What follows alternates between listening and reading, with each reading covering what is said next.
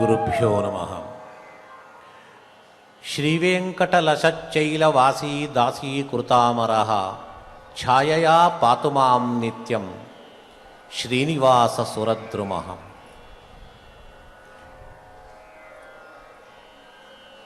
నేడు శ్రీ వెంకటేశ్వర స్వామి పద్మావతి ఆ ఆది దంపతుల యొక్క పరిణయ మహోత్సవం. స్వామి భూలోకానికి వచ్చి భక్తులను అనుగ్రహించేది ఒకటైతే పద్మావతిని వివాహమాడేది మరొక ఘట్టం. ఒక రూపాయి నాణ్యానికి ఇరువైపుల గుర్తులా ఉంటుంది, ముద్రలు ఉంటుందో అలాగే స్వామి అవతార ప్రయోజనములో భక్తౌఘానుగ్రహార్థాయ త్యక్త్వా వైకుంఠముత్తమం అని వ్యాస భగవానులు చెప్తున్నారు. అశేష భక్తులను అనుగ్రహించి వారి కష్టాలు పరిహరించాలనే ఉద్దేశము చేత భూలోకానికి వచ్చారు. రెండవది, పద్మావతిని పరిణయమాడి ఈ కళ్యాణ ఉత్సవాన్ని ఎవరు ప్రతినిత్యము తిలకిస్తారో, శ్రవణం చేస్తారో, మననం చేస్తారో వారికి శుభములు చేకూర్చాలనేది. అలాంటి కళ్యాణాన్ని వైశాఖ శుక్ల దశమి అనగా ఈరోజు వైశాఖ మాసము శుక్లపక్షము దశమి, ఈరోజే పద్మావతిని పరిణయమాడినటువంటి శుభదినం. ఈ దినాన్ని పురస్కరించుకొని నేడు సంకీర్తన మన పురందరదాసాది మహనీయులు సమగ్రమైన కళ్యాణోత్సవాన్ని ఆ స్వామిని ఆహ్వానించుట, మధుపర్క పుణ్యాహవాచనములు, అష్టవర్గములు, అభ్యంజనము, ఆభరణములను ధరించుట, ఇలాగా మంగళసూత్రము, ప్రతి ఒక్కదానికి ఒక్కొక్క సంకీర్తన ఆ సన్నివేశాన్ని అవంతా కూడా బాగా తీసుకొచ్చి సమకూర్చి సంకీర్తన రూపంలో వారు రచించి శ్రీనివాసునికి కానుకగా సమర్పించారు. ఆ దాసవర్యుల పరంపరలో వచ్చిన మహనీయులందరూ ఈ కళ్యాణోత్సవానికి వారు రచించిన సంకీర్తన ఏదైతే ఉందో అవంతా కూడా సంకలనము చేసి ఈరోజు ఆ సంకీర్తన కళ్యాణోత్సవ సంకీర్తన అంటే సంకీర్తన రూపములో కళ్యాణోత్సవాన్ని ఈరోజు స్వామికి సమర్పించడానికి బెంగళూరు మహానగరము నుంచి దాస సాహిత్య భక్తులు, గాయకులు స్వచ్ఛందంగా వచ్చి ఈరోజు ఇచ్చట వాళ్ళు ఆ సేవను చేయడానికి సిద్ధంగా ఉన్నారు. మొట్టమొదట నిర్విఘ్నంగా ఈ కార్యక్రమం పరిసమాప్తి కావడానికి ఆ విఘ్నరాజుని స్తుతించి ఇక ముందు వెళతాము. ఆ విఘ్నరాజు యొక్క వినాయకుని స్తుతిని ఇప్పుడు మనము శ్రవణం చేస్తాం.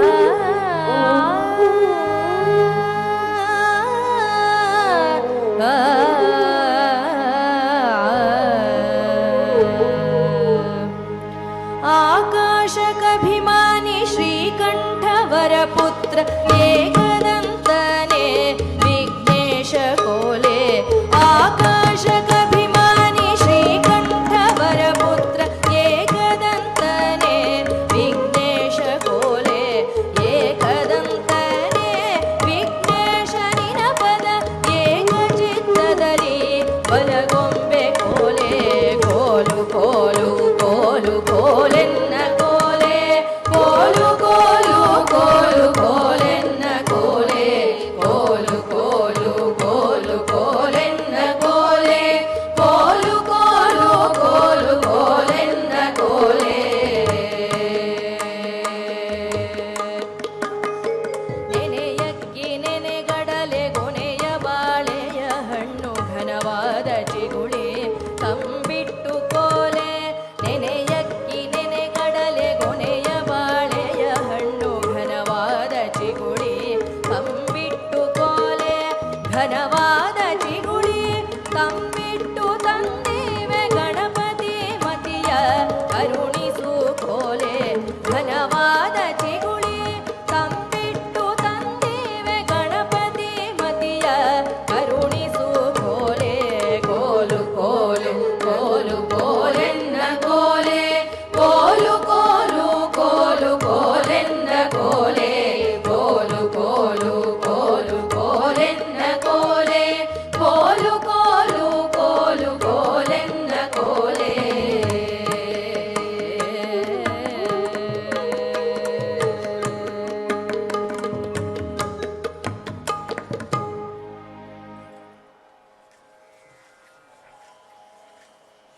వెంకటేశ్వర స్వామి కళ్యాణ మహోత్సవానికి బ్రహ్మ, ఆదిదేవుడైన ఆ బ్రహ్మ, సృష్టికర్త అయినటువంటి ఆ బ్రహ్మ సర్వాధ్యక్షుడు.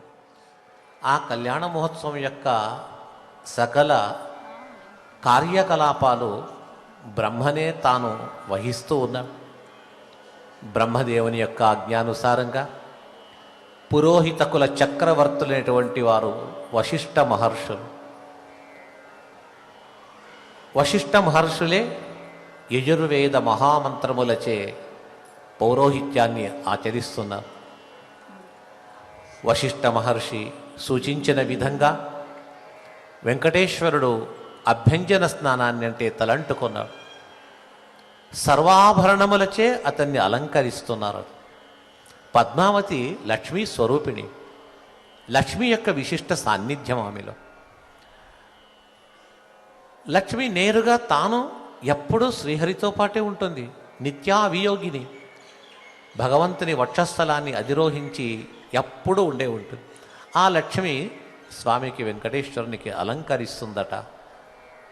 ఆ అలంకార వైభవాన్ని మన దాసవర్యులు సంకీర్తించారు, వింటాము.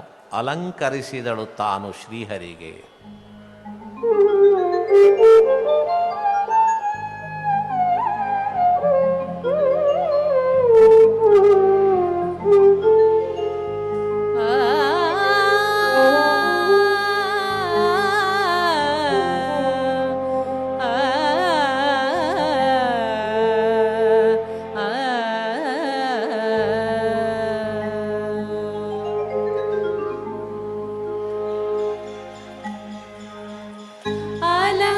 ಅಲಂಕರಿಸಿದಳು ತಾನು ಶ್ರೀಹರಿಗೆ ಜಲಜ ಸಂಭವನ ಪೆತ್ತ ಚಾರು ಶಿಖಾಮಣಿಗೆ. ಅಲಂಕರಿಸಿದಳು ತಾನು ಶ್ರೀಹರಿಗೆ ಜಲಜ ಸಂಭವನ ಪೆತ್ತ ಚಾರು ಶಿಖಾಮಣಿಗೆ. ಅಲಂಕರಿಸಿದಳು ತಾನು ಶ್ರೀಹರಿಗೆ ಜಲಜ ಸಂಭವನ ಪೆತ್ತ ಚಾರು ಶಿಖಾಮಣಿಗೆ. ಅಲಂಕರಿಸಿದಳು ತಾನು ಶ್ರೀಹರಿಗೆ.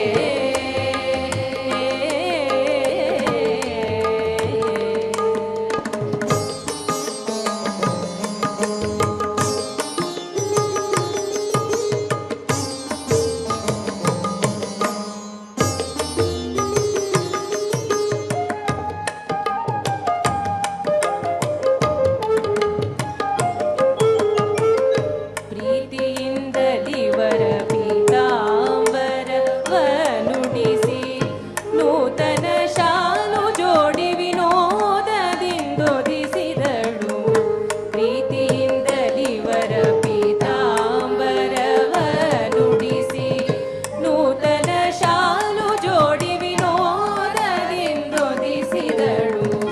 ಕಾಲಲಂದಿಗೆ ಬೆಣ್ಣೆ ಹಸನು ಕಟಿ ಸೂತ್ರ.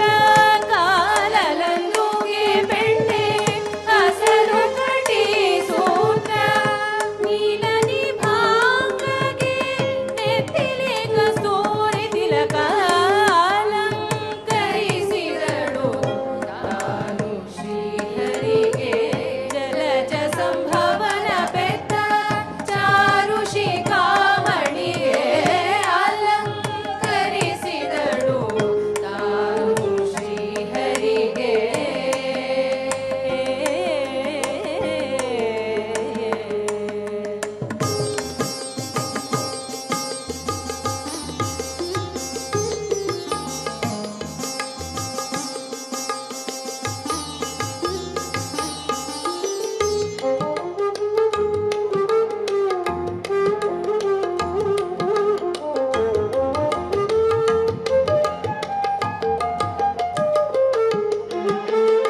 ಕೋಟಿ ಮನ್ಮಥ ಕಾರಗೆ ಕಾಣಿಗೆ ತಿಥಿ ಜಗದಿ. ಸಾಟಿ ಕಾಣದೆ ಲಕ್ಷ್ಮಿ ದೃಷ್ಟಿ ಬೊಟ್ಟನು ಇಟ್ಟು. ಕೋಟಿ ಮನ್ಮಥ ಕಾರಗೆ ಕಾಣಿಗೆ ತಿಥಿ ಜಗದಿ. ಸಾಟಿ ಕಾಣದೆ ಲಕ್ಷ್ಮಿ ದೃಷ್ಟಿ ಬೊಟ್ಟನು ಇಟ್ಟು.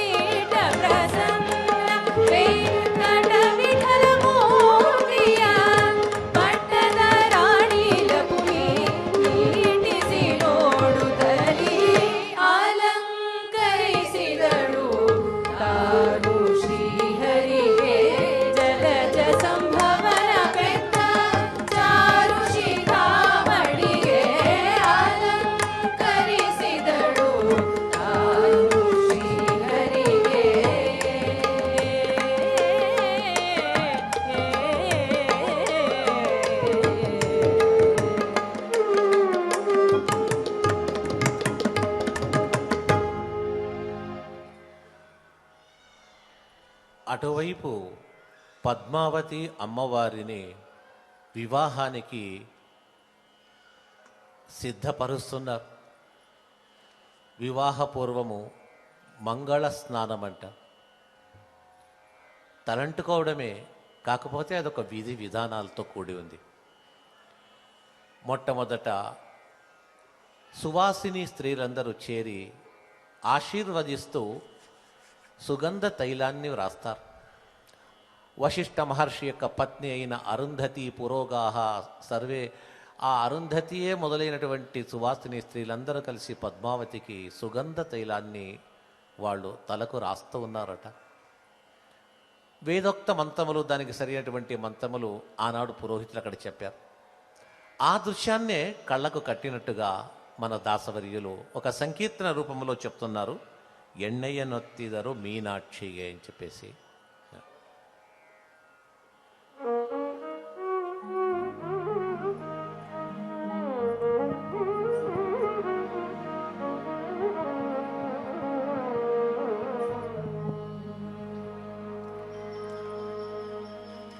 ಎಣ್ಣೆಯ ನೊತ್ತಿದರು ಮೀನಾಕ್ಷಿಗೆ, ಎಣ್ಣೆಯ ನೊತ್ತಿದರು ಮೀನಾಕ್ಷಿಗೆ, ಎಣ್ಣೆಯ ನೊತ್ತಿದರು ಮೀನಾಕ್ಷಿಗೆ, ಎಣ್ಣೆಯ ನೊತ್ತಿದರು ಮೀನಾಕ್ಷಿಗೆ, ಎಣ್ಣೆಯ ನೊತ್ತಿದರು ಮೀನಾಕ್ಷಿಗೆ,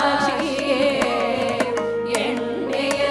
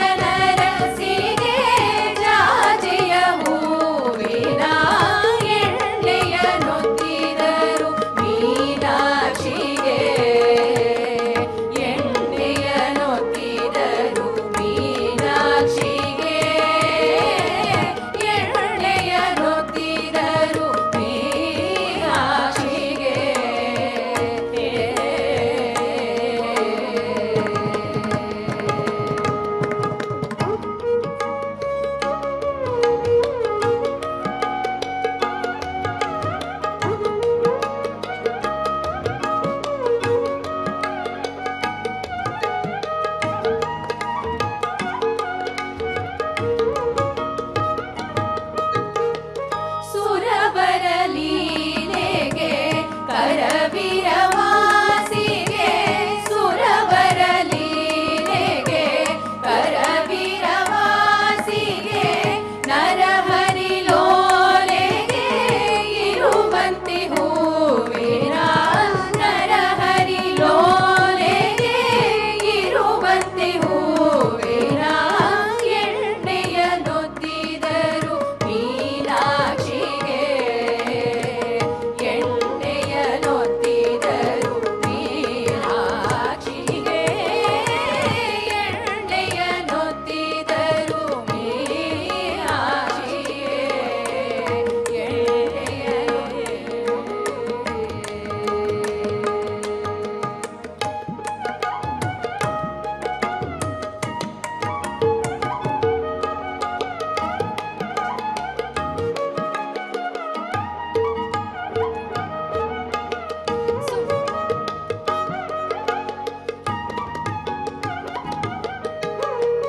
ಸುರವರ ಲೀಲೆಗೆ ಕರವೀರವಾಸಿಗೆ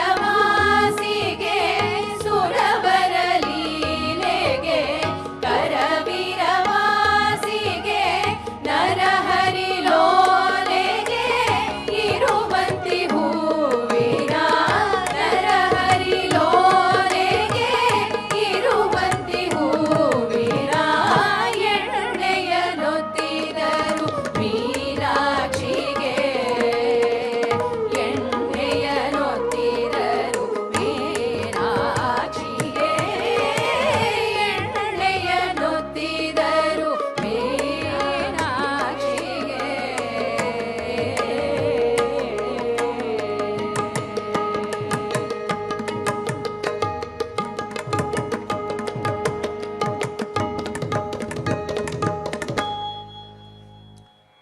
ఈ కళ్యాణములో తర్వాతి ఘట్టము పద్మావతికి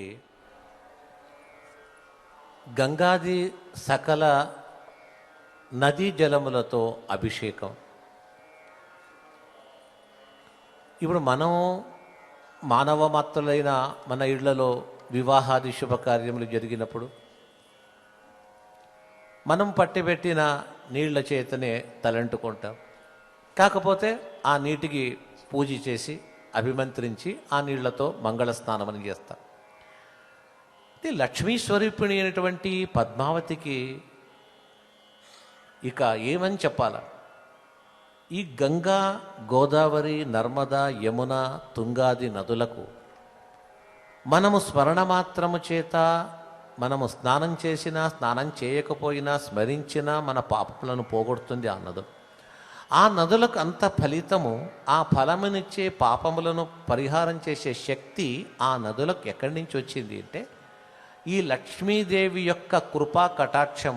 ఆమె తన లోకములో ఉండే ఒక్కసారి గంగా నదిని తన వీక్షించి చూస్తే, గోదావరిని చూస్తే, యమునను చూస్తే ఆ నదులలో ఒక విశేషమైన శక్తి వచ్చి ఆ శక్తిచే అచల స్నానం చేసిన, దర్శించిన వారికి, స్మరించిన వారికి పాపములు పరిహారం చేస్తుంది. ఇక నేరుగా సాక్షాత్ లక్ష్మీ స్వరూపిణి అయినటువంటి పద్మావతీ దేవికి ఆ రోజు అభిషేకము ఆ సువాసిని స్త్రీలు చేయిస్తూ ఉండగా నదులు పరిగెత్తుకుంటూ, అంటే నదీ రూపంతో రాకుండా సూక్ష్మ రూపంగా వచ్చి ఏ నీళ్లలో అయితే ఏ నీటిచే అభిషేకం చేయాలనుకున్నారో ఆ నీళ్లలో వాళ్ళు ప్రవేశించారట. అలాంటి శుద్ధమైనటువంటి జలముచే పద్మావతికి అభిషేకం జరిగింది. నీర నెరెదరు నీరజాక్షిగే.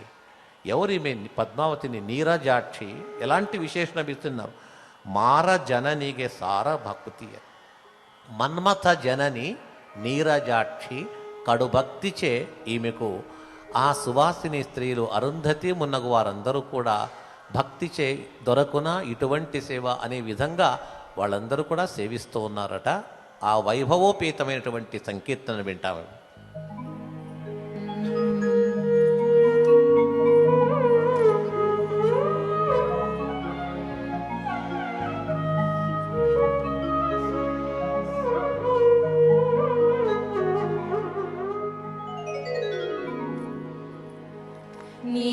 ನೀರನೆರೆದರು ನೀರಜಾಕ್ಷಿಗೆ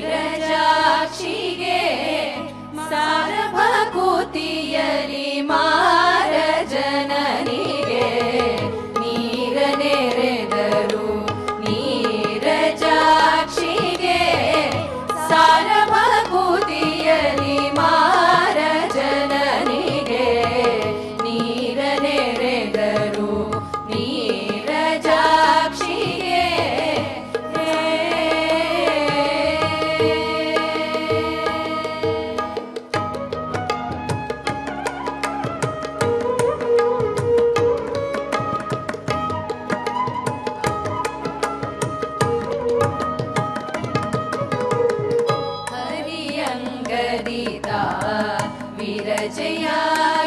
ಬಂದು ವರ ಜೀವರ ಲಿಂಗ ಶರೀರಗಳನ್ನೆಲ್ಲ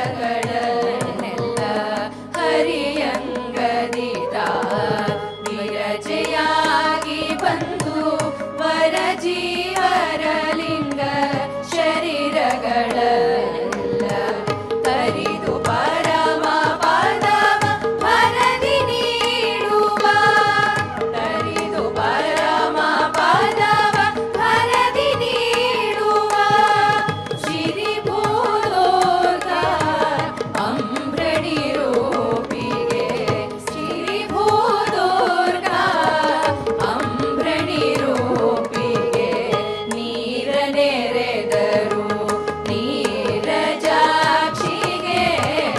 ಸಾರಭೂತಿಯಲಿ ಮಾರ ಜಲನಿಗೆ ನೀರ ನೆರೆದರು ನೀರಜಾಕ್ಷಿಗೆ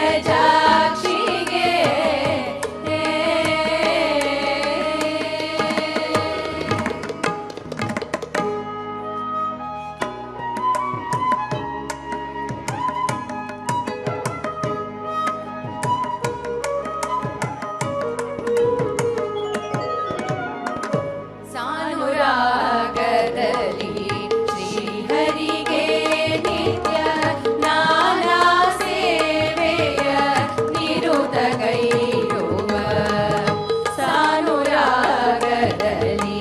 ಶ್ರೀಹರಿಗೆ ನಿತ್ಯ ನಾನಾ ಸೇವೆಯ ನಿರುತಗೈರುವ ಶ್ರೀನಿವಾಸನ ಪ್ರೀತಿಯ ಸತಿಗೆ ಶ್ರೀನಿವಾಸನ ಪ್ರೀತಿಯ ಸತಿಗೆ ಮಾನಿನಿಯರು ಬಲು ಪ್ರೇಮದಿಂದಲಿ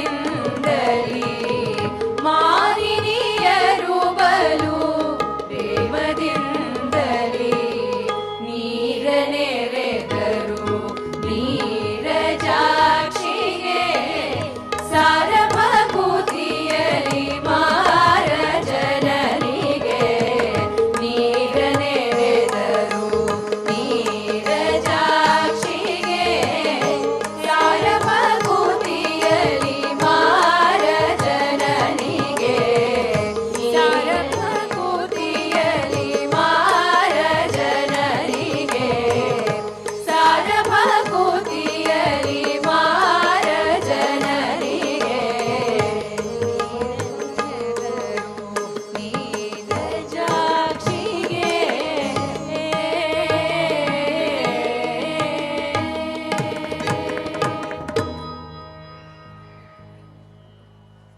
పావనమైన భారతావనిలో అది ఉత్తర దేశం కావచ్చు, దక్షిణ దేశం కావచ్చు, దాక్షిణాత్యులు ఔత్తరేయులు వారు చేసే వివాహాది శుభకార్యములకు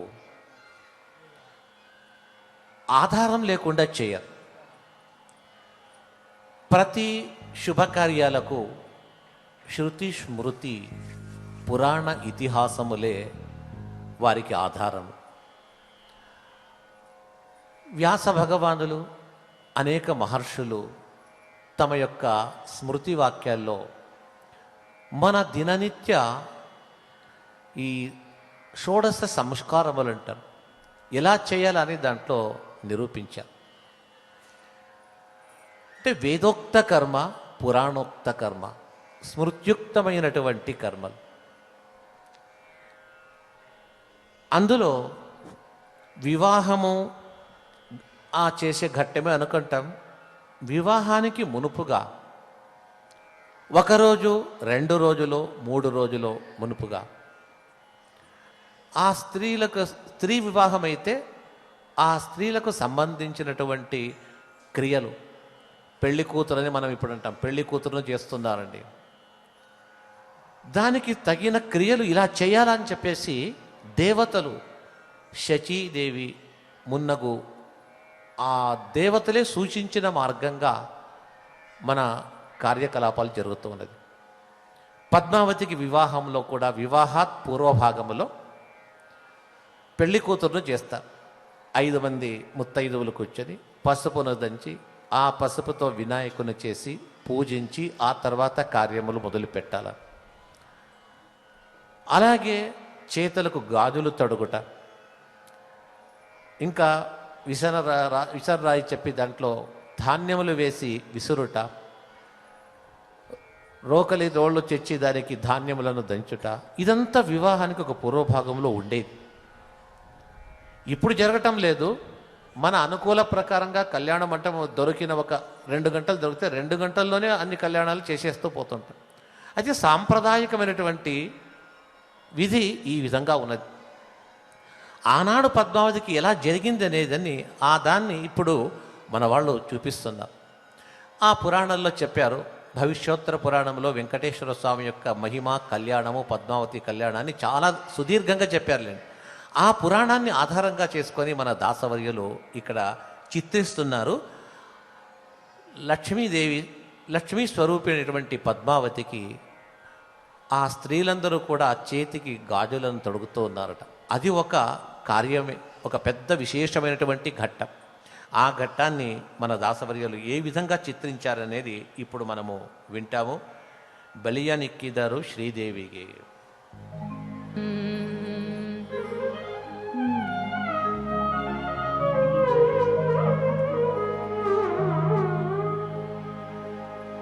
ಬಳೆಯನಿಕ್ಕಿದರು ಶ್ರೀದೇವಿಗೆ, ಬಳೆಯನಿಕ್ಕಿದರು ಶ್ರೀದೇವಿಗೆ, ಬಳೆಯನಿಕ್ಕಿದರು ಭೂದೇವಿಗೆ, ಬಳೆಯನಿಕ್ಕಿದರು ಶ್ರೀದೇವಿಗೆ, ಬಳೆಯನಿಕ್ಕಿದರು ಶ್ರೀದೇವಿಗೆ ವನರಾಣಿಗೆ,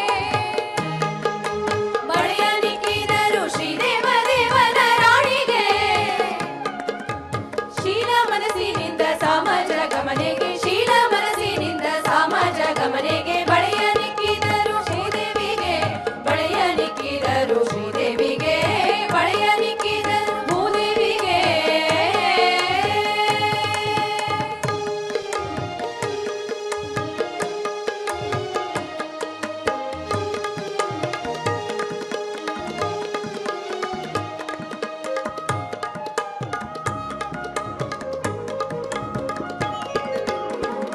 ದೇವನ ಅಂಕದಿ ಒಪ್ಪಿ ನಿಂದ್ಯದಿ ದಿವ್ಯವಾದ ತನ್ನ ಕರಕಮಲಗಳಿಂದ, ದೇವನ ಅಂಕದಿ ಒಪ್ಪಿ ನಿಂದ್ಯದಿ ದಿವ್ಯವಾದ ತನ್ನ ಕರಕಮಲಗಳಿಂದ, ಸಾವಿರ ರೂಪನ ಸೇವೆಯಲ್ಲಿರುತ್ತದೆ, ಸಾವಿರ ರೂಪನ ಸೇವೆಯಲ್ಲಿರುತ್ತದೆ, ಭಾವಶುದ್ಧಿಗೈವ ಶ್ರೀದೇವಿ ಕರಗಳಿಗೆ, ಭಾವಶುದ್ಧಿಗೈವ ಶ್ರೀದೇವಿ ಕರಗಳಿಗೆ, ಬಳೆಯನಿಕ್ಕಿದರು ಭೂದೇವಿಗೆ, ಬಳೆಯನಿಕ್ಕಿದರು ಶ್ರೀದೇವಿಗೆ, ಬಳೆಯನಿಕ್ಕಿದರು ಭೂದೇವಿಗೆ.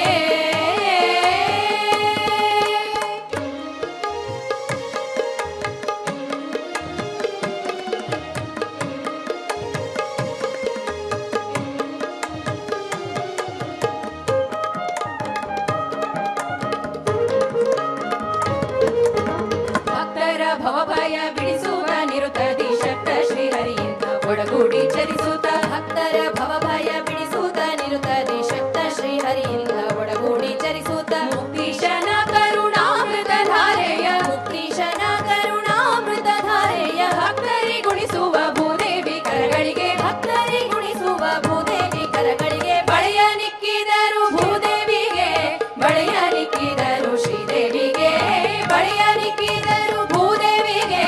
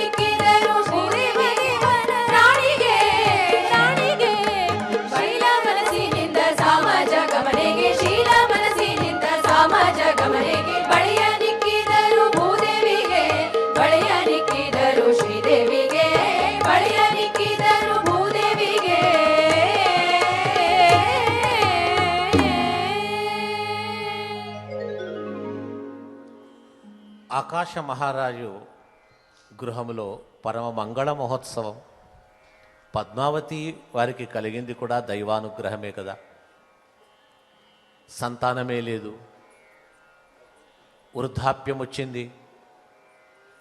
తన ఆచార్యవులు గురువర్యులను పిలిపించి చెప్తాడు, ఇన్ని సంవత్సరం అయిపోయింది, అనుభూతమిదం సర్వం, అన్ని రకముల సుఖాలను అనుభవించాను, అయితే సంతాన భాగ్యం మాత్రం నాకు లేదు, ఇక నా గతి ఎలాగా అని బాధపడుతూ ఉండగా యజ్ఞం చేయమని చెప్పగా, యజ్ఞం కొరకు భూమిని శోధిస్తూ ఉండగా ఆ నాగలికి భూమిలో ఒకటేదో వస్తువు తగిలినట్టుగా చూస్తే సువర్ణమయ కమలము. ఆ కమలాన్ని బయట చేస్తే ఆ కమలం నుంచి ఉద్భవించి బయటికి వచ్చింది సాక్షాత్ లక్ష్మీ స్వరూపిణి పద్మావతి అమ్మవారని. అలాంటి దైవస్వరూపిణటువంటి పద్మావతి యొక్క వివాహాన్ని ఎంత వైభవంగా ఆకాశ మహారాజు, అతనికి నాకు బ్రహ్మ 2 కళ్ళిచ్చి నాకు ఇది చేశాడు, నాకు ఈ 2 కళ్ళతో ఈ వైభవాన్ని చూడలేకపోతున్నాను, అంత అంగరంగ వైభవంగా ఆనాటి కార్యక్రమం బాగా జరుగుతూ ఉన్నది. ఈ గాజులు తొడగడం ఒక వైభవం అయితే, ఆ తర్వాత ఆ అమ్మాయిని కూర్చోబెట్టి చాలా పెద్దలైనటువంటి చదువుకున్నటువంటి సంస్కారవంతులైన పెద్ద సువాసిని స్త్రీలను పిలిపించి విసరరాయిని పెట్టి ఆ విసరరాయి అందులోపల ధాన్యములు వేసి దాన్ని కూడా విసురుతారట. అలాగే ధాన్యములను వేసి దంచుతారు. ఆ క్రియ ఆనాడు చేయాల. ఆ ధాన్యములు దంచిన తర్వాత ఆ బియ్యము గోధుమలు మనకు దానితో పాయసమును వండి నైవేద్యం చేసి అందరికీ ఇవ్వాలని ఒక పద్ధతి. ఆ సాంప్రదాయాన్ని కూడా ఆ రోజు జరిగింది. దాన్ని ఇచ్చట మన దాసవర్యులు సంకీర్తన చేస్తూ ఉన్నారు. ఇది ఒక జానపద శైలి లోపల చేస్తున్నారు. సువ్వి సువ్వి నమ్మ శ్రీరమణగే సువ్వి.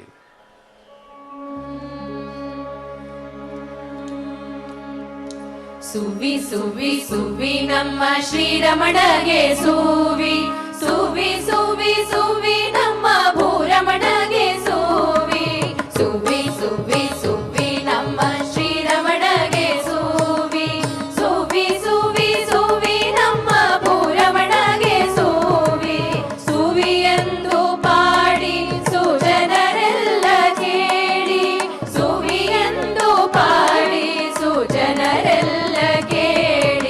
ಸುವಿ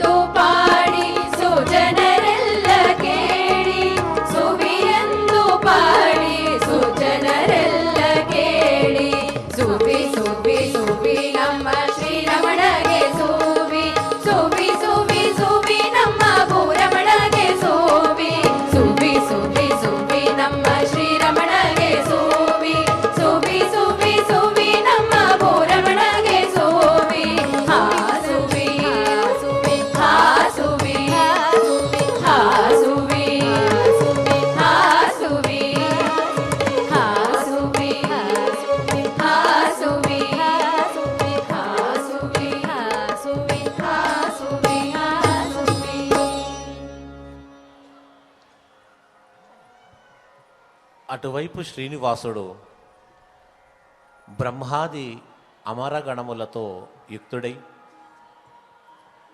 వైశాఖ శుక్ల సప్తమి రోజు ప్రారంభించిన వారి యొక్క నాంది కులదేవత పుణ్యాహవాచనాది కార్యక్రమాలు ఈ కొండపైన చేశారట.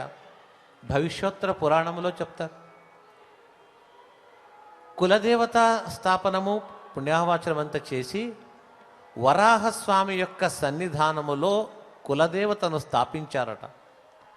బకుళాదేవి బ్రహ్మాది దేవతలు శ్రీనివాసుని కూర్చోపెట్టి చేయించి ఇక్కడే వారు భోజనాదులు గావించి ఇక్కడి నుంచి బయలుదేరి ఆకాశ మహారాజు యొక్క పట్టణానికి వెళతారు అని చెప్పేసి విన్నాం ఆ పురాణములు. వివాహార్థం వెళుతూ వైశాఖ శుక్ల నవమి రోజు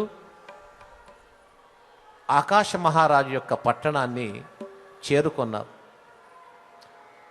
శ్రీనివాసుడు సకల సురవృందముతో కూడి వస్తున్నాడు. అతన్ని చూడాలని ఆకాశ మహారాజు పట్టణంలో ఉండే వాళ్ళందరికీ కుతూహలం. వారికే కుతూహలం ఉంటే తన కుమార్తెను ఇచ్చి పాణిగ్రహణం చేసే ఆకాశ మహారాజుకు ఎంత కుతూహలం ఉండాలి చెప్పండి. అందరూ ఆ నగరం బయటికి వెళ్ళారు. నగరం యొక్క ద్వారమని ఉంటుంది. ఆ ద్వారం యొక్క అవతల ఇంద్రాది దేవతలందరూ కూడా తమ తమ వాహనాల్లో వచ్చి వెంకటేశ్వరుని శ్రీనివాసుని తీసుకొస్తున్నారు. స్వామి వచ్చాడు. ఏ విధంగా వచ్చాడు? దేవతల్లో వారి వారికి ఒక వాహనాలు ఉంటుంది. శ్రీనివాసునికి శ్రీహరికి శ్రీమన్నారాయణుని వాహనమేది? గరుత్మంతుడు. గరుత్మంతునిపై అధిరోహించి వస్తున్నాడట. అందరూ చూస్తున్నారు. ఆహా, స్వామి వైభవం చూడండి ఏ విధంగా ఉన్నారు. ఒకడు హంస వాహనము, ఒకడు వృషభ వాహనము, ఒకడు ఏనుగు వాహనంలో వస్తే మన స్వామి అత్యంత వేగవంతుడైనటువంటి గరుత్మంతుని అధిరోహించి వస్తున్నాడు. ఆ దృశ్యాన్ని కళ్ళకు కట్టినట్టుగా మన దాసవర్యులు గరుడ గమన బంధనో.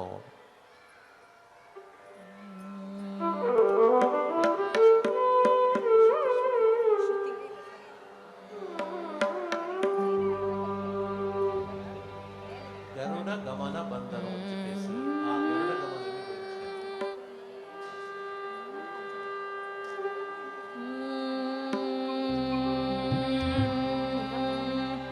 ಗರುಡ ಗಮನ ಬಂದನೋ ನೋಡಿರೋ ಬೇಗ ಗರುಡ ಗಮನ ಬಂದನೋ. ಗರುಡ ಗಮನ ಬಂದನೋ ನೋಡಿರೋ ಬೇಗ ಗರುಡ ಗಮನ ಬಂದನೋ. ಗರುಡ ಗಮನ ಬಂದ ಧರಣಿಯಿಂದೋ ಪುತ ಗರುಡ ಗಮನ ಬಂದ ಧರಣಿಯಿಂದೋ ಪುತ ಕರೆದು ಬಾರೆನ್ನುತ ವರಗಳ ಬೀರುತ ಕರೆದು ಬಾರೆನ್ನುತ ವರಗಳ ಬೀರುತ ಗರುಡ ಗಮನ ಬಂದನೋ ನೋಡಿರೋ ಬೇಗ ಗರುಡ ಗಮನ ಬಂದನೋ. ಗೋವಿಂದ ಗರುಡ ಗಮನ ಬಂದನೋ ನೋಡಿರೋ ಬೇಗ ಗರುಡ ಗಮನ ಬಂದನೋ. ಗರುಡ ಗಮನ ಗರುಡ ಗಮನ ಗರುಡ ಗಮನ ಬಂದನೋ. ಗರುಡ ಗಮನ ಗರುಡ ಗಮನ ಗರುಡ ಗಮನ ಬಂದನೋ. ಗರುಡ ಗಮನ ಗರುಡ ಗಮನ ಗರುಡ ಗಮನ ಬಂದನೋ. ಗರುಡ ಗಮನ ಬಂದನೋ ನೋಡಿರೋ ಬೇಗ ಗರುಡ ಗಮನ ಬಂದನೋ.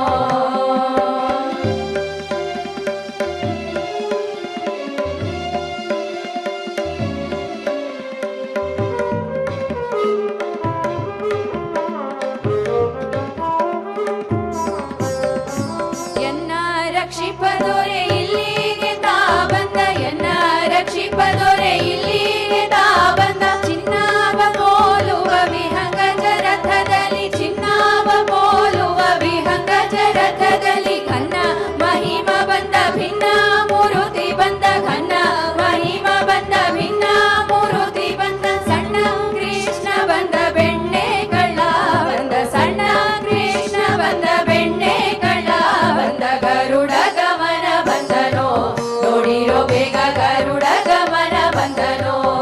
ಗೋವಿಂದ ಗರುಡ ಗಮನ ಬಂದನೋ ನೋಡಿರೋ ಬೇಗ ಗರುಡ ಗಮನ ಬಂದನೋ. ಗರುಡ ಗಮನ ಗರುಡ ಗಮನ ಗರುಡ ಗಮನ ಬಂದನೋ. ಗರುಡ ಗಮನ ಗರುಡ ಗಮನ ಗರುಡ ಗಮನ ಬಂದನೋ. ಗರುಡ ಗಮನ ಗರುಡ ಗಮನ ಗರುಡ ಗಮನ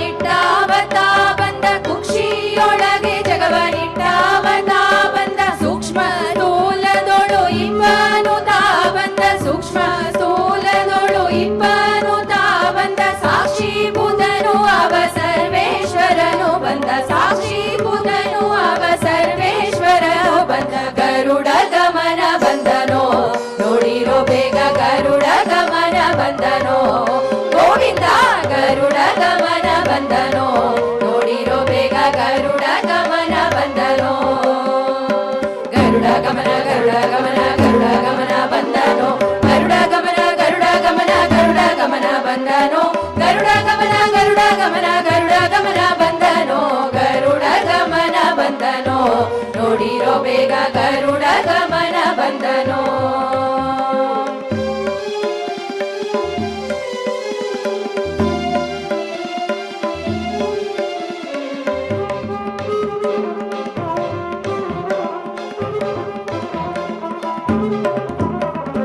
ತಂದೆ ಪುರಂದರ ವಿಠ್ಠಲರಾಯ ಬಂದ ತಂದೆ ಪುರಂದರ ವಿಠ್ಠಲರಾಯ ಬಂದ ಬಂದು ನಿಂದು ನಲಿದಾಡಿದನೋ ಬಂದು ನಿಂದು ನಲಿದಾಡಿದನೋ ಸಿಂಧು ಶಯನ ಬಂದ ಅಂದು ಸಂದೀಪನ ಸಿಂಧು ಶಯನ ಬಂದ ಅಂದು ಸಂದೀಪನ ನಂದ ನಂದಿತಾನಂದ ಮೂರುತಿ ಬಂದ ನಂದ ನಂದಿತಾನಂದ ಮೂರುತಿ ಬಂದ ಗರುಡ ಗಮನ ಬಂದನೋ ನೋಡಿರೋ ಬೇಗ ಗರುಡ ಗಮನ ಬಂದನೋ ಗೋವಿಂದ ಗರುಡ ಗಮನ ಬಂದನೋ ನೋಡಿರೋ ಬೇಗ ಗರುಡ ಗಮನ ಬಂದನೋ ಗರುಡ ಗಮನ ಗರುಡ ಗಮನ ಗರುಡ ಗಮನ ಬಂದನೋ ಗರುಡ ಗಮನ ಗರುಡ ಗಮನ ಗರುಡ ಗಮನ ಬಂದನೋ ಗರುಡ ಗಮನ ಗರುಡ ಗಮನ ಗರುಡ ಗಮನ ಬಂದನೋ ಗರುಡ ಗಮನ ಬಂದನೋ ನೋಡಿರೋ ಬೇಗ ಗರುಡ ಗಮನ ಬಂದನೋ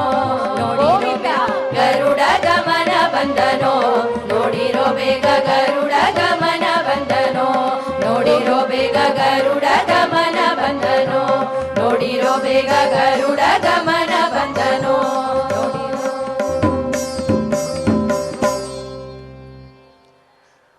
గరుడ గమన బంద గరుడినిపై సంచరించే వ్యక్తి వచ్చాడు అని అతన్ని స్తుతించారు. ఇక లోపల రమ్మని పిలవాలి కదా. ఎవరైనా అతిథులు ఇంటికి వస్తుంటే మనమే ఎదురేగి రండి రండి అంటాం. వాళ్ళు మన ఇంటికి రావడానికే వచ్చినా మన యొక్క అభిమానం చేత గౌరవానికి అయ్యా రండి రండి లోపల రండి అంటాం. ఇక సాధారణ వ్యక్తులకే ఇంత ఆత్రతో అభిమానంతో పిలిచేటప్పుడు జగజ్జనకుడు చరాచర ప్రపంచానికే అధిపతి అయినటువంటి వ్యక్తి, సకల జీవుల అంతర్యామి, సకల జీవుల మనస్సును ప్రేరేపించేవాడు. అలాంటి మహానుభావుడు వచ్చిన తర్వాత అత్యంత ఆదరంగా రమ్మని పిలవాలి కదా. బారయ్య బాబా శ్రీనివాసరాయ, యువతడు శ్రీనివాసుడు, శ్రీనివాసుడట. శ్రీ లక్ష్మికి నివాసుడు. లక్ష్మి అతనిలో, అతని హృదయారవిందంలో నివసిస్తూ ఉంటుంది. శ్రీ అంటే సంపద, శ్రీ అంటే లక్ష్మి, శ్రీ అంటే విద్య, శ్రీ అంటే జ్ఞానం. జ్ఞానానికి నిలయమే, విద్యకు నిలయమే, సంపదకు నిలయమే, లక్ష్మికి నిలయమే. అలాంటి శ్రీనివాసుని అందరూ ప్రార్థిస్తున్నారు. బారయ్య బాబా శ్రీనివాసరాయ.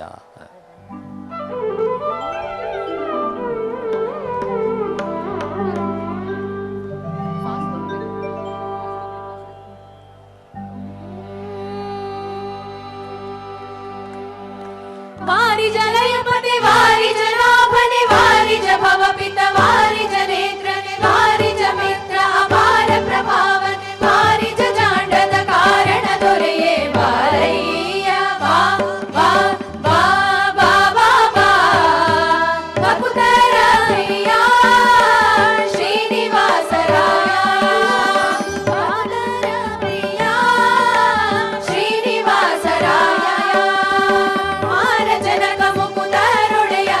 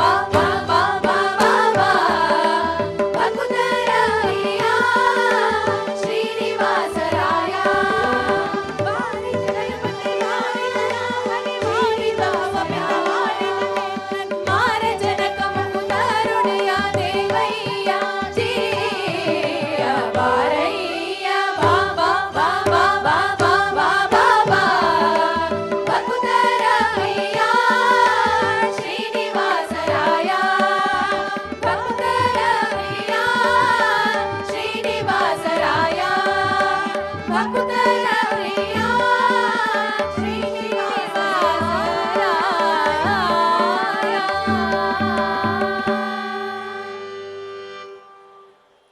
జగజ్జనకుడు, బ్రహ్మాది వందితుడు, జగత్పాలకుడు అయినటువంటి ఆ వెంకటేశ్వరుని భక్తిపూర్వకంగా వారు స్వాగతించి నగరంలో తీసుకెళుతున్నారు. వైభవోపేతంగా ఆనాటి ఉత్సవము జరిగింది.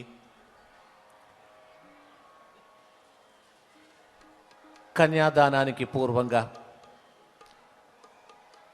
వచ్చిన వరునికి పూజలు చేసేది ఒక సాంప్రదాయము. సీమాంత పూజ అని దాన్ని పిలుస్తారు. ఆ తర్వాత వర పూజ అనేది ఒకటి ఉంటుంది. ఆ వరుణ్ణి కూర్చోబెట్టి వివిధ ఉపచారములచే పూజించుట, అందులో పాద ప్రక్షాళనం, ఆకాశరాజు భార్య సువర్ణమయమైన కలశములో నీళ్లు తీసుకొచ్చిందట. అది స్వామి పుష్కరిణి జలమట. స్వామి పుష్కరిణి అంటే గంగాది సకల తీర్థములకు జన్మభూమి. గంగాది సకల తీర్థానాం జన్మభూమిర్విరాజతే అని వ్యాస భగవాన్లు చెప్తున్నారు. గంగా, యమున, గోదావరి ఆది నదుల యొక్క జన్మభూమి ఈ స్వామి పుష్కరిణి.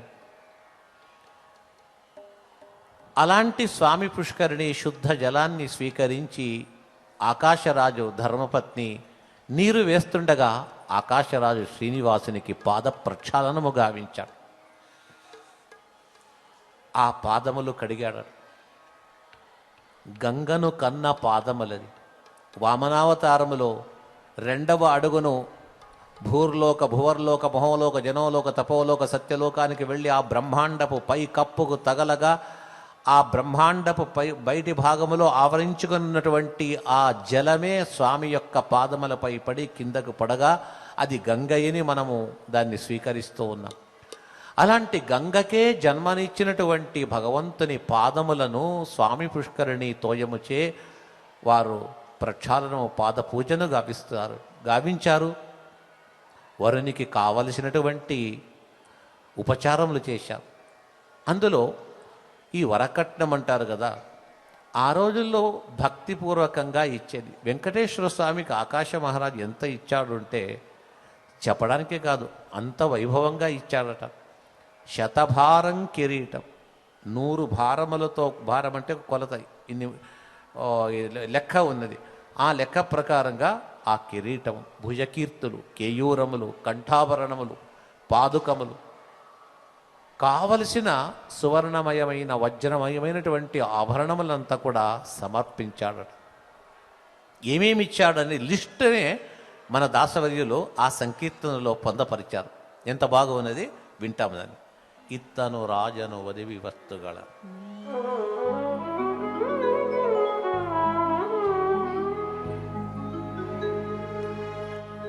ಇತ್ತನು ರಾಜನು ಒಡವೆ ವಸ್ತುಗಳನ್ನು, ಇತ್ತನು ರಾಜನು ಒಡವೆ ವಸ್ತುಗಳನ್ನು, ಚಿತ್ತ ಜನಯ್ಯ ಶ್ರೀ ಭೂದೇವಿ ಅರಸಗೆ, ಶ್ರೀ ಭೂದೇವಿ ಅರಸಗೆ. ಇತ್ತನು ರಾಜನು ಒಡವೆ ವಸ್ತುಗಳನ್ನು, ಚಿತ್ತ ಜನಯ್ಯ ಶ್ರೀ ಭೂದೇವಿ ಅರಸಗೆ, ಶ್ರೀ ಭೂದೇವಿ ಅರಸಗೆ. ಇತ್ತನು ರಾಜನು ಒಡವೆ ವಸ್ತು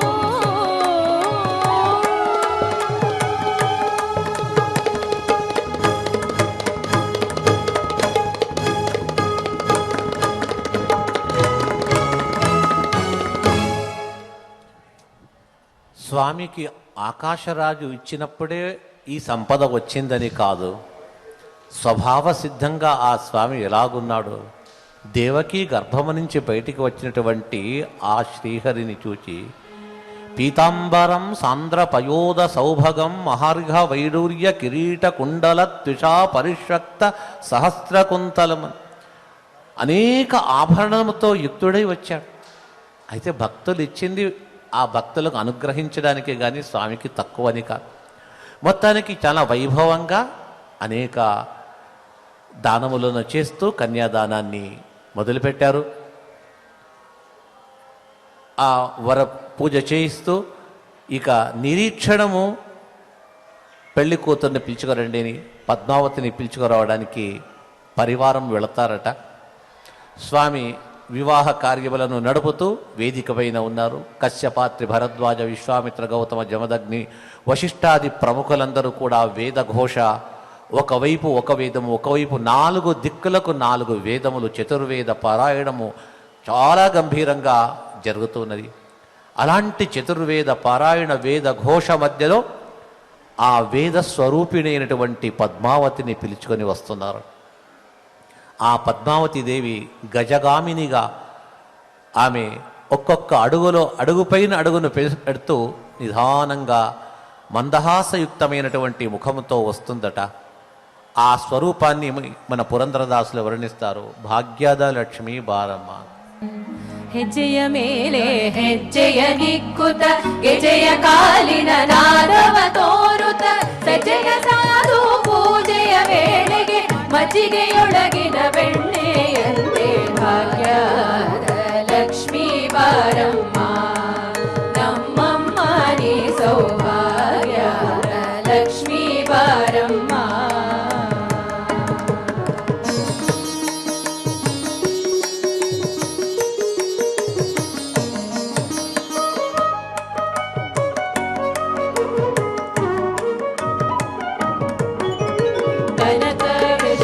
ಕರೆಯುದ ಬಾರೆ ಮನಕ ಮನೆಯ ಸಿದ್ಧಿಯ ತೋರೆ ಕನಕವೃಷ್ಟಿಯ ಕರೆಯುದ ಬಾರೆ ಮನಕ ಮನೆಯ ಸಿದ್ಧಿಯ ತೋರೆ ದಿನಕರ ಕೋಟಿ ತೇಜದಿ ಹೊಳೆಯುವ ಜನಕರಾಯನ ಕುಮಾರಿ ಬೇಗ ದಿನಕರ ಕೋಟಿ ತೇಜದಿ ಹೊಳೆಯುವ ಜನಕರಾಯನ ಕುಮಾರಿ ಬೇಗ ಭಾಗ್ಯದ ಲಕ್ಷ್ಮೀ ಬಾರಮ್ಮ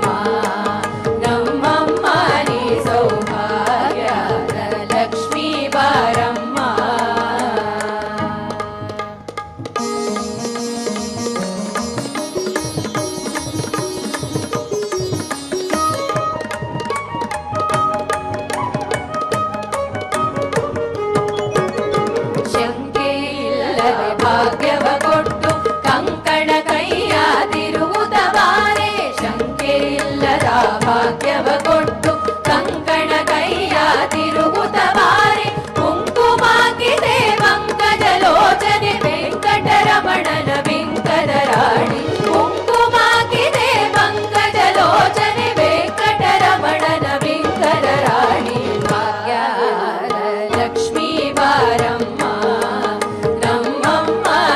ಸೌಭಾಗ್ಯದ ಲಕ್ಷ್ಮೀ ಬಾರಮ್ಮ.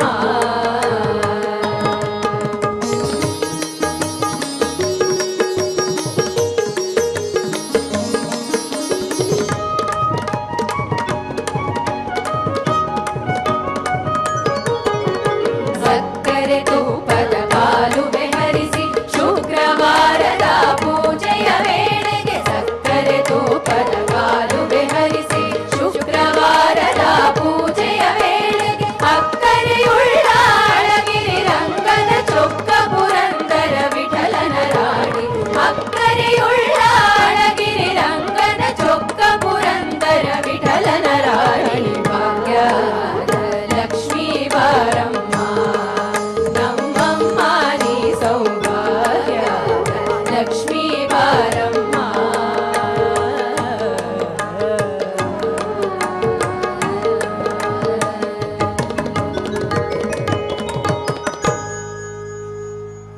పద్మావతి వేదికను చేరుకున్నది. అంతఃపటలాన్ని పెట్టి వేదఘోష చేత ఆశీర్వచన మంత్రముల చేత మంగళాష్టకముల చేత ఆనాడు ఆ వైదిక అత్యంత శోభాయమానంగా ఉండిందట. సుముహూర్తే సావధాన సులగ్నా సావధాన శ్రీలక్ష్మీనారాయణ ధ్యాన సావధాన అని వేదోక్త పురాణోక్త స్మృత్యుక్త మంత్రములను వాళ్ళు చక్కగా ఉచ్చరిస్తూ ఉండేది. ఆ సందర్భంలో అక్షతారోపణము, కంకణ బంధనము, ఆ కంకణ బంధనం తర్వాత ప్రధాన ఘట్టము మంగళసూత్రం. ఆ మంగళసూత్రాన్ని స్వామి పద్మావతి కంఠములో కడుతున్నాడట.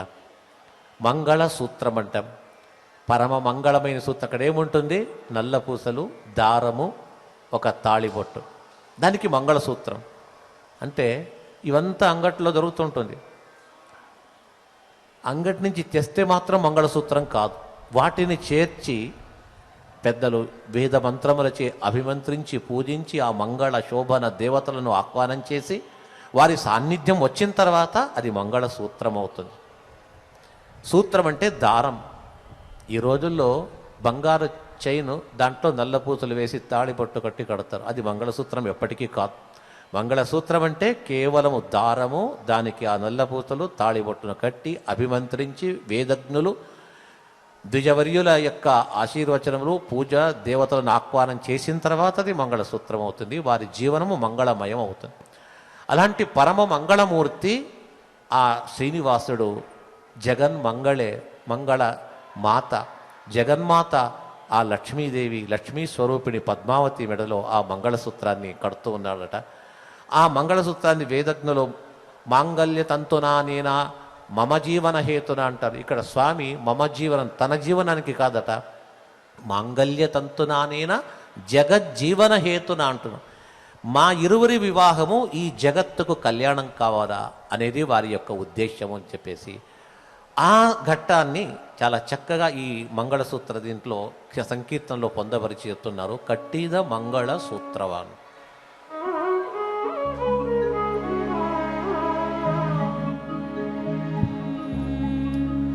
ಕಟ್ಟಿದ ಮಂಗಳ ಸೂತ್ರವ ದೇವ ಕಟ್ಟಿದ ಮಂಗಳ ಸೂತ್ರವ, ಕಟ್ಟಿದ ಮಂಗಳ ಸೂತ್ರವ ದೇವ ಕಟ್ಟಿದ ಮಂಗಳ ಸೂತ್ರವ, ಕಟ್ಟಿದ ಮಂಗಳ ಸೂತ್ರವ ದೇವ ಕಟ್ಟಿದ ಮಂಗಳ ಸೂತ್ರವ, ದೇವ ಕಟ್ಟಿದ ಮಂಗಳ ಸೂತ್ರವ, ದೇವ ಕಟ್ಟಿದ ಮಂಗಳ ಸೂತ್ರವ.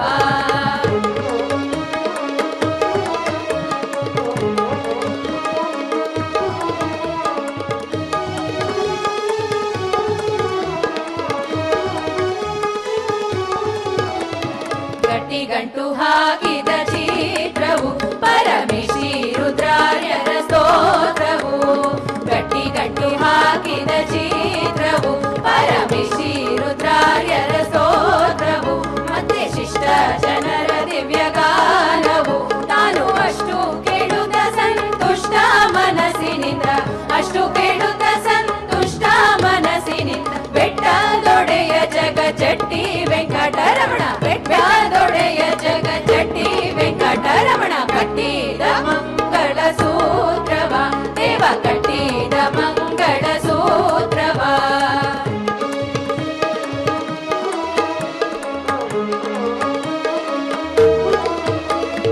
ತುಂಬೂರೂರು ನಾರದರ ಗಾನವು, ದಿವ್ಯ ರಂಭೆ ಊರ್ವಶಿಯರ ನಾಟ್ಯವು, ನಾರದರ ಗಾನವು ದಿವ್ಯ ರಂಭೆ ಊರ್ವಶಿಯರ ನಾ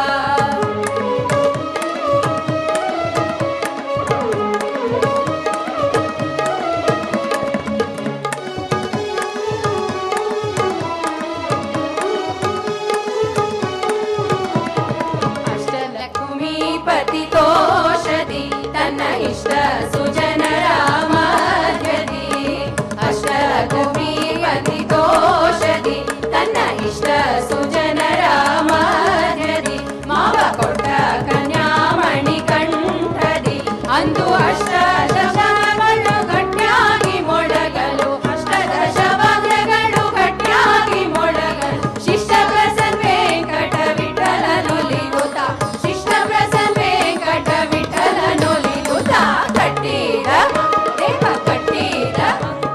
ಕಟ್ಟಿದ ಮಂಗಳ ಸೂತ್ರವ ದೇವ ಕಟ್ಟಿದ ಮಂಗಳ ಸೂತ್ರವ ದೇವ ಕಟ್ಟಿದ ಮಂಗಳ ಸೂತ್ರವ ದೇವ ಕಟ್ಟಿದ ಮಂಗಳ ಸೂತ್ರವ ದೇವ ಕಟ್ಟಿದ ಮಂಗಳ ಸೂತ್ರವ ದೇವ ಕಟ್ಟಿದ ಮಂಗಳ ಸೂತ್ರವ ಕಟ್ಟಿದ ಮಂಗಳ ಸೂತ್ರವ ಅಟ್ಟಿದ ಮಂಗಳ ಸೂತ್ರವ ದೇವ ಕಟ್ಟಿದ ಮಂಗಳ ಸೂತ್ರವ ದೇವ ಕಟ್ಟಿದ ಮಂಗಳ ಸೂತ್ರವ ದೇವ ಕಟ್ಟಿದ ಮಂಗಳ ಸೂತ್ರವ ದೇವ ಕಟ್ಟಿದ ಮಂಗಳ ಸೂತ್ರವ ದೇವ ಕಟ್ಟಿದ ಮಂಗಳ ಸೂತ್ರವ ಅಷ್ಟಲಕುಮಿ ಪತಿತೋಷದಿ ತನ್ನ ಇಷ್ಟ ಸುಜನ ರಾಮಜದಿ ಅಷ್ಟಲಕುಮಿ ಪತಿತೋಷದಿ ತನ್ನ ಇಷ್ಟ ಸುಜನ ರಾಮಜದಿ ಮಾವ ಕೊಟ್ಟ ಕನ್ಯಾಮಣಿ ಕಂಠದಿ ಅಂದು ಅಷ್ಟದಶವದಗಳು ಗಟ್ಟಿಯಾಗಿ ಮೊಳಗಲು ಅಷ್ಟದಶವದಗಳು ಗಟ್ಟಿಯಾಗಿ ಮೊಳಗಲು ಶಿಷ್ಟ ಪ್ರಸನ್ನ ವೆಂಕಟ ವಿಠಲನೊಲಿಯುತ ಶಿಷ್ಟ ಪ್ರಸನ್ನ ವೆಂಕಟ ವಿಠಲನೊಲಿಯುತ ಕಟ್ಟಿದ ಮಂಗಳ ಸೂತ್ರವ ದೇವ ಕಟ್ಟಿದ ಮಂಗಳ ಸೂತ್ರವ ದೇವ ಕಟ್ಟಿದ ಮಂಗಳ ಸೂತ್ರವ ದೇವ ಕಟ್ಟಿದ ಮಂಗಳ ಸೂತ್ರವ ದೇವ ಕಟ್ಟಿದ ಮಂಗಳ ಸೂತ್ರವ ದೇವ ಕಟ್ಟಿದ ಮಂಗಳ ಸೂತ್ರವ ದೇವ ಕಟ್ಟಿದ ಮಂಗಳ ಸೂತ್ರವ ದೇವ ಕಟ್ಟಿದ ಮಂಗಳ ಸೂತ್ರವ ದೇವ ಕಟ್ಟಿದ ಮಂಗಳ ಸೂತ್ರವ ದೇವ ಕಟ್ಟಿದ ಮಂಗಳ ಸೂತ್ರವ పరమ మంగళమైనటువంటి మంగళసూత్ర మాంగళ్య బంధనము చేత జగత్తుకే మంగళమవుతుంది. ఇది వింటే చాలు, శ్రవణ మాత్రము చేత ప్రతి ఒక్కరికి మంగళం. అందులో ఈరోజు స్వామి తన వివాహం చేసుకున్నటువంటి పరమ మంగళమైనటువంటి పవిత్రమైనటువంటి దినములో ఈ సంకీర్తన రూపంగా కళ్యాణ మహోత్సవాన్ని నాదనరాజన వేదిక పైన జరపడం అన్నట్టయితే ఇది స్వామి యొక్క అనుగ్రహం తప్పితే వేరే ఏం కాదు. ఈ కార్యక్రమాన్ని ఇంతటితో ఒక మంగళ దీంతో గీతతో సమాప్తి చేస్తాం. హయవదన తన్న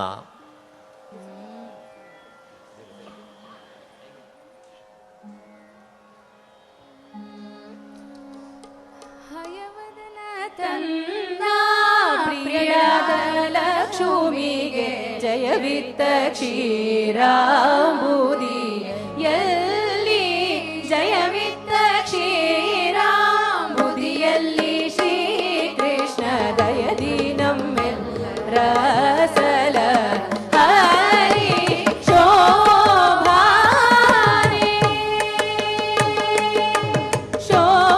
ಶೋಭಾನೆ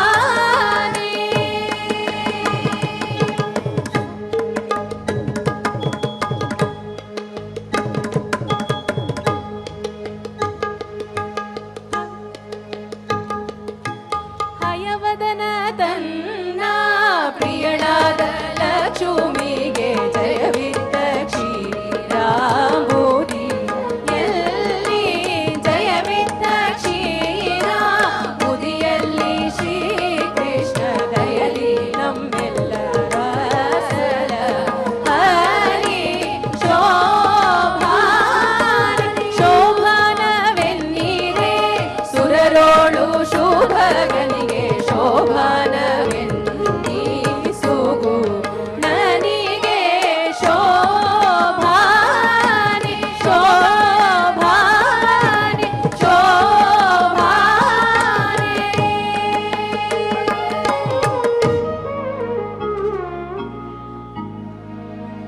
శ్రీయకాంతాయ కళ్యాణ నిధయే నిధయేర్తినాం శ్రీవేంకట నివాసాయ శ్రీనివాసాయ మంగళం.